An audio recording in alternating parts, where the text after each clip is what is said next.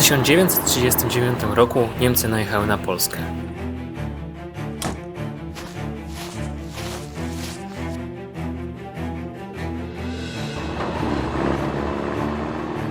Rozpoczęła się tym samym II wojna światowa. Głównym trzonem armii pancernej Niemiec były czołgi Panzer I uzbrojone w 2 karabiny maszynowe oraz Panzer II z 20 mm działkiem. Ich głównym zadaniem było wspieranie piechoty.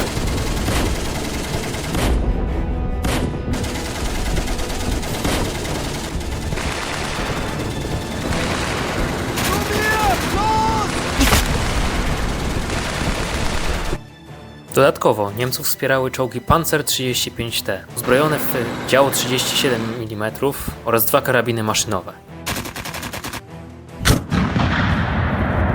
Choć posiadając znaczącą przewagę liczebną, czołgi te nie były w stanie równać się z polskim czołgiem 7TP. Uzbrojony w 37 mm działo Boforsa, był w stanie zniszczyć każdy napotkany pojazd wroga. Doskonałym przykładem potencjału tej maszyny była bitwa pod Tomaszowem Lubelskim, gdzie zgrupowanie czołgów 7TP przełamało obronę pancerną Niemców.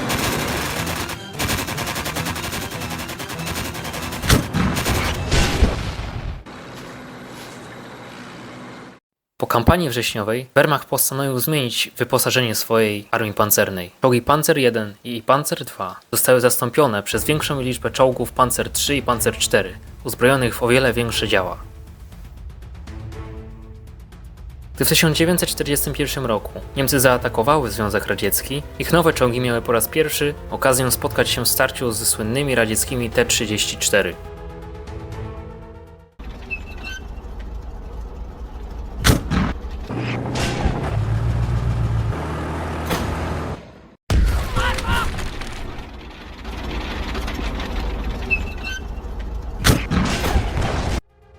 Choć czołgi T-34 okazały się już wystarczająco twardym przeciwnikiem, tak dopiero prawdziwym potworem na drodze Niemców okazał się radziecki czołg KV-1. Czołgi typu KV posiadały tak gruby pancerz, że dosłownie żaden pojazd wroga nie był w stanie go zniszczyć. Natomiast działo, jakie posiadał ów czołg, było w stanie zniszczyć każdy pojazd, jaki posiadali Niemcy. A tutaj macie do porównania Pancera 1 z radzieckim Olbrzymem.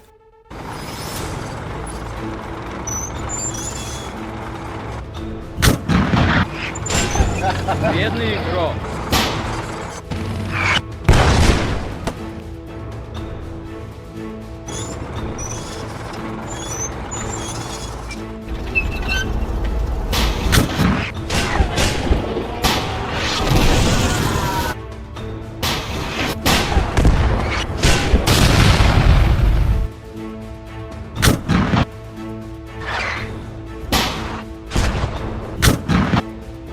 W bitwie pod Krasnogwardiejskiem jeden taki czołg zniszczył ponad 50 pojazdów niemieckich. Aby zniszczyć te maszyny, Niemcy byli zmuszeni do użycia ciężkich dział przeciwlotniczych o kalibrze 88 mm.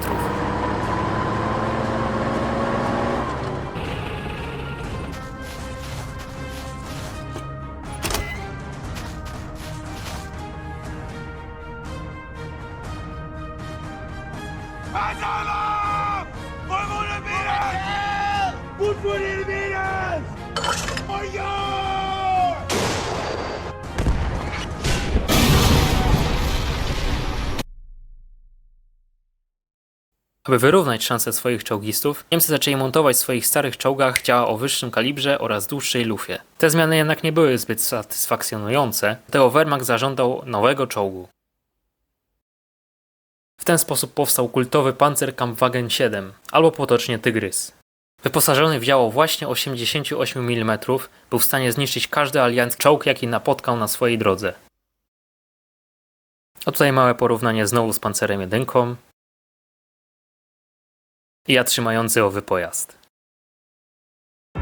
Między innymi tym czołgiem jeździł słynny niemiecki as pancerny Michael Wittmann, który w trakcie swojej służby zniszczył ponad 200 pojazdów wroga.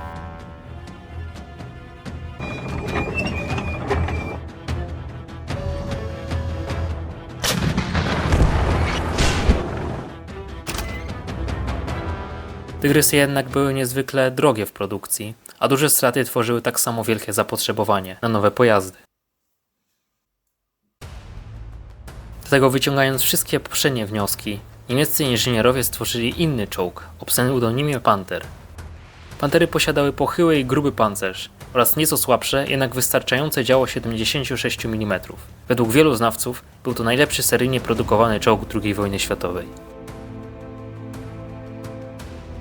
A to jest znowu ja trzymający ten pojazd do porównania skali. Dziewczyna, która ci się podoba? Jej chłopak? Kontra ty. Zarówno Tygrys, jak i Pantera w połączeniu stały się ikonami niemieckiej armii w trakcie II wojny światowej. Posiadając teraz wszystkie typy czołgów, jestem w stanie pokazać wam całą rodzinkę pancerów zebraną w jednym miejscu.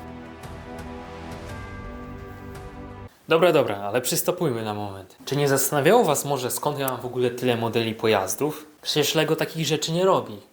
Cóż, tak się składa, że większość czołgów z tego filmu zostało zaprojektowanych przez Aleksandra z profilu Lightmox na Instagramie. Aleksander robi naprawdę świetną robotę i myślę, że zasługuje na większe zasięgi niż do tej pory. Ponadto, jeżeli ktoś z was chciałby się zaopatrzyć w któryś z modeli czołgów, które były przedstawione w tym filmie, zapraszam was do odwiedzenia sklepu Aleksandra, w którym możecie zakupić za dosyć stosunkowo małą cenę instrukcje do tych pojazdów. Dzięki temu będziecie mogli wspierać nie tylko jego rozwój, ale także i rozwój mojego kanału. Jeżeli jesteście zainteresowani, to zapraszam was do odwiedzenia linku w opisie.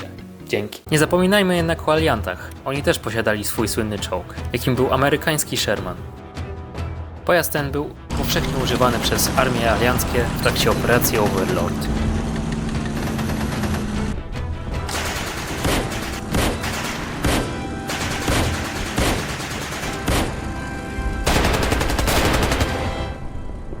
Shermanów m.in. używała armia Andersa, a Shermanów z angielskimi czołgami Cromwell używała pierwsza dywizja pancerna generała Maczka. To właśnie dywizja generała Maczka uniemożliwiła Niemcom drogę odwrotu w trakcie bitwy pod Falę w 1944 roku.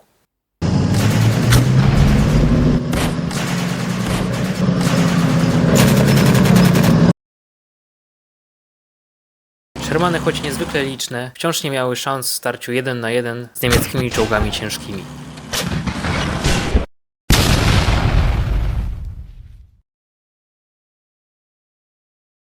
Dlatego Brytyjczycy stworzyli swoją modyfikację Shermana z 17-funtowym działem, które było w stanie przebijać pancerz niemieckich Tygrysów. I to właśnie ten czołg w trakcie walk w Normandii zniszczył pojazd niemieckiego asa Michaela Wittmana.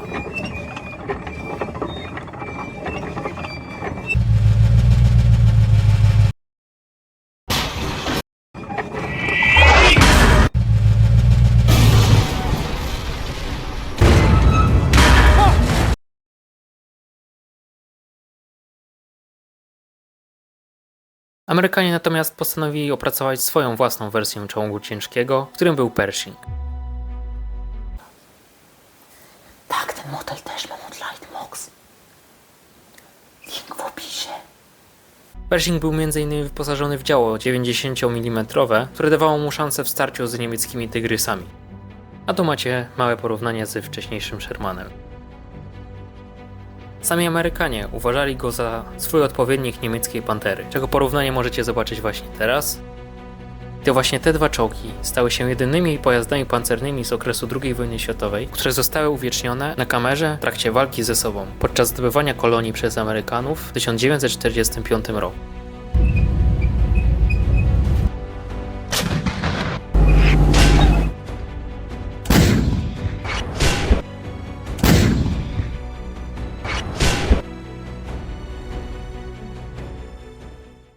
I myślę, że doskonale wiecie, na co teraz przyszła pora. Zestawiłem ze sobą wszystkie pojazdy, jakie zostały uwiecznione w tym odcinku. Naprawdę, aż chce mi się płakać od tego pięknego widoku. Coś cudownego. To naprawdę niesamowite, jak w tak krótkim czasie nastąpił rozwój tych pojazdów. Ciekawe jednak, jak to wszystko się zaczęło.